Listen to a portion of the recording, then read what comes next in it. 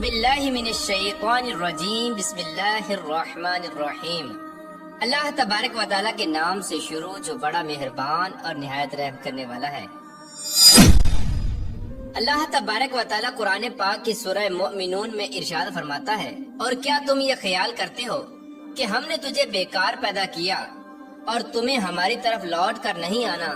پیارے دوستو، کیا آپ جانتے ہیں کہ جس دنیا کے اندر ہم جی رہے ہیں یہ ایک دھوکہ ہے، اور یہ خوبصورت اور دلکش نظر آنے والی دنیا ہماری آنکھوں پر ڈالا ہوا ایک پردہ ہے۔ اس پردے کے پیچھے کا منظر بہت ہی خوفناک اور ہیبت ناک ہے۔ جب انسان مر جاتا ہے تو اس وقت انسان کی آنکھوں سے یہ پردہ ہٹ جاتا ہے۔ تب مرنے والا انسان ایک نئی دنیا کو دیکھتا ہے جو اس کی حقیقی اور اصل دنیا ہوتی ہے۔ اس بات کے اندر کوئی شک نہیں کہ ہر انسان کو اس خوبصورت نظر آنے والی دنیا کو چھوڑ کر اپنی حقیقی دنیا کی طرف ضرور جانا ہے۔ اس دنیا میں داخل ہونے کے بعد کبھی بھی انسان اس دنیا میں لوٹ کر نہیں آئے گا۔ پیارے دوستو، کیا آپ جانتے ہیں کہ جب انسان کی موت کا وقت قریب آ جاتا ہے تو مرنے سے 40 دن پہلے انسان کے ساتھ کیا ہوتا ہے؟ مرنے سے 40 دن پہلے فرشتے اس مرنے والے انسان کے بارے میں کیا کہتے ہیں، اور آسمان پر انسان کی موت کا فیصلہ کس طرح کیا جاتا ہے، اور روح نکالنے والے فرشتے انسان کے پاس آ کر کیا کہتے ہیں؟ میرے دوستو، ان تمام تر سوالات کے جوابات قرآن و حدیث کی روشنی میں آج کی اس ویڈیو میں ہم آپ کو بتائیں گے، لہذا آپ سے گزارش ہے کہ ہماری اس ویڈیو کو اینڈ تک ضرور دیکھیے گا۔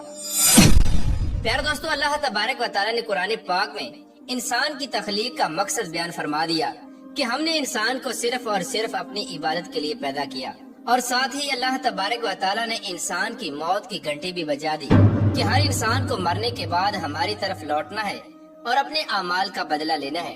پیارے دوستو، اللہ تبارک و تعالیٰ کے عرش کے نیچے ایک درخت ہے جس کا نام شجرۃ المنتہا یا سدرۃ المنتہا ہے۔ یہ درخت کتنا بڑا ہے اس کا اندازہ اس بات سے بخوبی لگایا جا سکتا ہے کہ اللہ تبارک و تعالیٰ نے اس کائنات کے اندر انسانوں اور انسانوں کے علاوہ جتنی بھی مخلوقات کو پیدا کیا ہے ان کی تعداد کے برابر اور ان کی گنتی کے برابر اس درخت کے پتے ہیں، اور ہر ایک پتے پر ہر ایک انسان اور جاندار کا نام تحریر ہے۔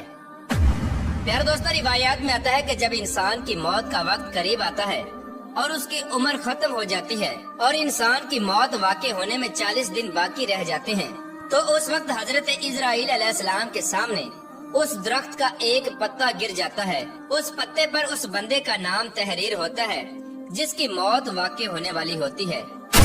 اس طرح جب شجرۃ المنتہا سے جس انسان کے نام کا پتا گر جاتا ہے اس وقت آسمان کے تمام فرشتے اس شخص کو مردہ کہنا شروع ہو جاتے ہیں، اور وہ مرنے سے 40 دن پہلے فرشتوں کی لسٹ میں مردہ لکھ دیا جاتا ہے۔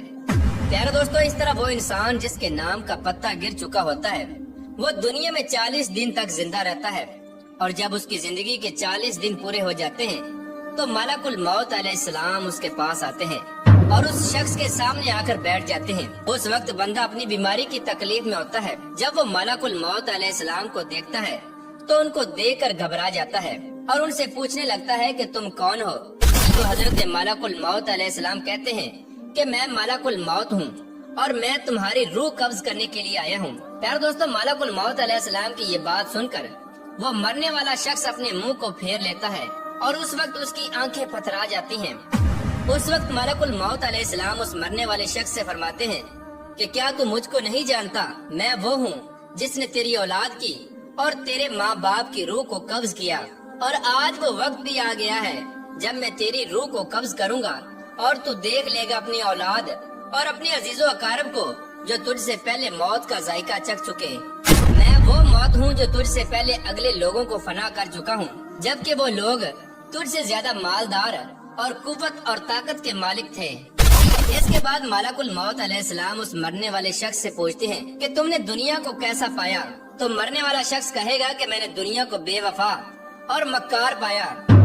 اس کے بعد اللہ تبارک و تعالیٰ کے حکم سے دنیا اس شخص کے پاس آئے گی اور اس مرنے والے شخص سے کہے گی کہ اے نافرمان، تو نے اپنے رب کی کس قدر نافرمانی کی اور کس قدر تو نے گناہ کیے۔ تجھے بہت سارے لوگوں نے سمجھایا اور نصیحت کی باتیں سنائی، لیکن تو نے کسی کی بات نہ مانی۔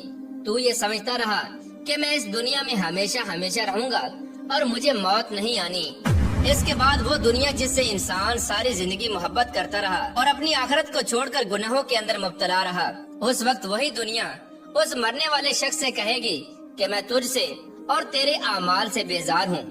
پھر اس کے بعد اللہ تبارک و تعالیٰ کے حکم سے اس مرنے والے شخص کا مال اس کے سامنے آئے گا اور اس سے کہے گا کہ اے نافرمان، تو نے ناحق اور ناجائز طریقے سے مجھے حاصل کیا اور تو مجھ کو گناہوں کے اندر خرچ کرتا رہا۔ اگر تو اپنا مال غریبوں اور مسکینوں پر خرچ کرتا تو آج میں تیرے کام آتا۔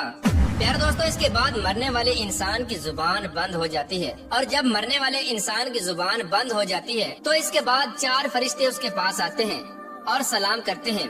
جب پہلا فرشتہ آتا ہے تو مرنے والے شخص کو سلام کرتا ہے اور سلام کرنے کے بعد اس بندے سے کہتا ہے کہ اے اللہ کے بندے، میں تیری روزی پر موکل فرشتہ ہوں۔ میں نے پوری روئے زمین میں مشرق سے لے کر مغرب تک تیرے رزق کو تلاش کیا، مگر تیری روزی کا ایک بھی لقمہ میں نے کہیں نہیں پایا۔ اس کے بعد دوسرا فرشتہ آتا ہے اور سلام کرنے کے بعد اس مرنے والے شخص سے کہتا ہے کہ اے اللہ کے بندے، میں تیرے پانی پر موکل فرشتہ ہوں۔ میں نے پوری روئے زمین میں مشرق سے لے کر مغرب تک تیرے پینے کے پانی کو تلاش کیا، لیکن تیرے پینے کے لیے مجھے ایک بھی قطرہ نہ ملا۔ پھر اس کے بعد تیسرا فرشتہ آتا ہے اور سلام کرنے کے بعد کہتا ہے کہ اے اللہ کے بندے، میں تیری سانس پر موکل فرشتہ ہوں۔ میں نے پوری روئے زمین میں مشرق سے لے کر مغرب تک تیری سانس کو تلاش کیا، مگر تیرے لیے ایک بھی سانس نہ پایا۔ اس کے بعد چوتھا فرشتہ اس مرنے والے شخص کے پاس آتا ہے اور سلام کے بعد کہتا ہے کہ اے اللہ کے بندے، میں تیری عمر پر موکل فرشتہ ہوں۔ میں نے مشرق سے لے کر مغرب تک تمام روئے زمین کے اندر تیری عمر کو ڈھونڈا، مگر تیری عمر کا ایک بھی حصہ نہ پایا۔ اس کے بعد نامہ اعمال لکھنے والے 2 فرشتے اس مرنے والے شخص کے پاس آتے ہیں اور اس کو اس کا نامہ اعمال دکھاتے ہیں۔ جب مرنے والا شخص اپنے نامہ اعمال کو دیکھتا ہے تو اس وقت میت کی آنکھوں سے آنسو جاری ہو جاتے ہیں اور وہ مرنے والا شخص اپنی دائیں بائیں دیکھنا شروع ہو جاتا ہے اور اپنا نامہ اعمال پڑھنے سے ڈرتا ہے۔